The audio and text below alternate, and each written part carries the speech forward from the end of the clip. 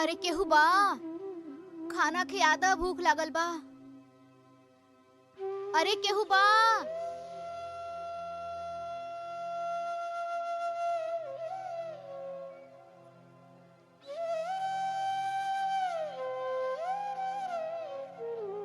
अरे घर में केहू बा, बहुत जोर के भूख लागल बा।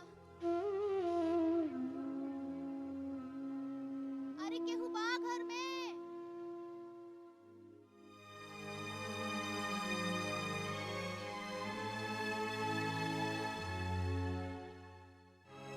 बैठी बैठी, खाना खा ली।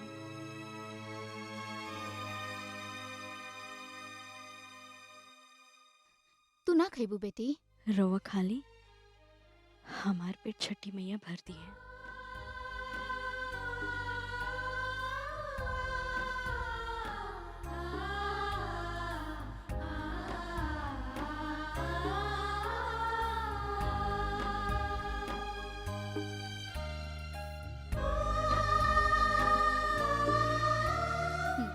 ना ना, रवा खा ली।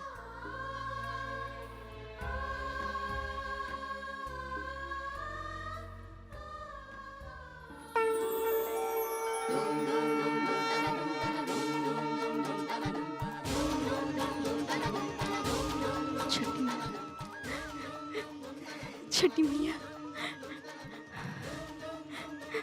प्रणाम। हे छठी मैया। यही सच्चा दान होता है पुत्री।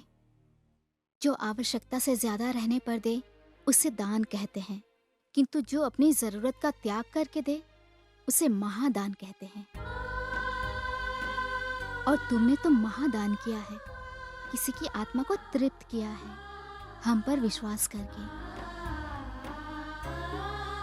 तुम धन्य हो, सदा सुखी रहो, तुम्हारा कभी बुरा नहीं होगा। जय छठी।